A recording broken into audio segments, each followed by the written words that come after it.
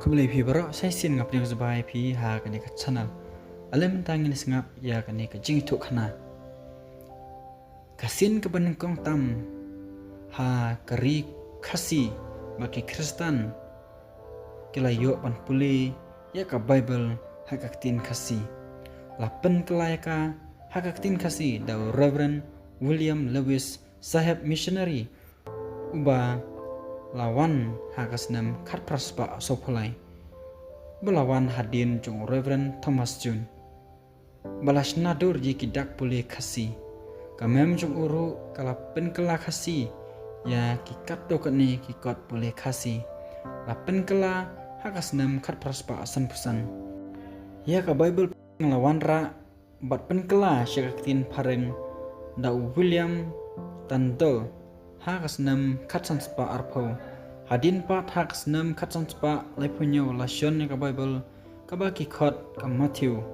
Bible ha ka ba usim bilat Henry ba phra dalade ulapan priang ya ka Bible ba khoi ha ka hima bilat barok ka wei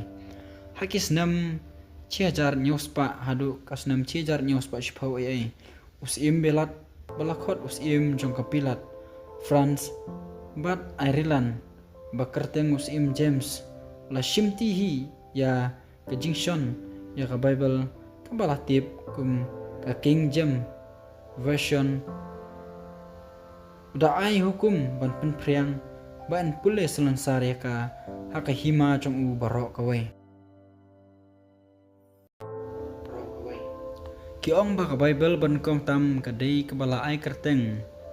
ka Nazarene Bible balasion da Johann Gutenberg unong Jerman hakasnam khatsaus pa asan pesan ulong urang ba uban kong tam bala penmi butchon kot da kidak imat dei hang ne bala kha ya jingshon kot sla ka ba la penmi ru ya kirukom kumno ban penbai lane korek ya ki jing bakla hakipet ki bala ne hadu menta mene kum kane kata kapet kaba kilapan bet ya kecing bakala pini iya hane bet hakano kurkum kilapan bet ya kini kecing bakala lane ban penbet ya kata kesentan kelong masngolong no hadu kata-kata bakum no ubom dai ukasi ula ban tho ne pen kela ya ka Bible pareng sha ka ketin khasi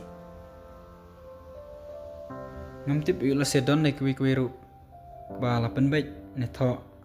hakak tin khasi ya ka Bible la pitip sa comment hapo ka comment section kumle shibur kumle jarngo ipi waro iwi